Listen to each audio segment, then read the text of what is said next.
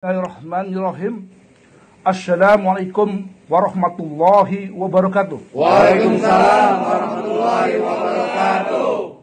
Kami dari keluarga besar Brigade Jawar Betawi 411 se-Jabodetabek dengan ini menyatakan sikap bahwa apabila malam ini imam besar kami Habib Muhammad Rizik Syihab ditahan oleh pihak kepolisian di Mapolda Metro Jaya, maka dengan ini saya nyatakan siap keluarga besar Brigade 411 se-Jabodetabek akan datang ke Mapolda malam ini juga untuk ditahan juga bersama imam besar Muhammad Habib Rizik Syihab.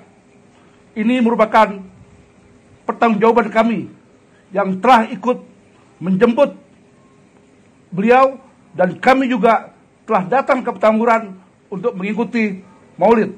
Demikian pernyataan sikap ini yang kami sudah bersama-sama dengan keluarga besar Brigade 411 menyatakan siap ikut ditahan juga.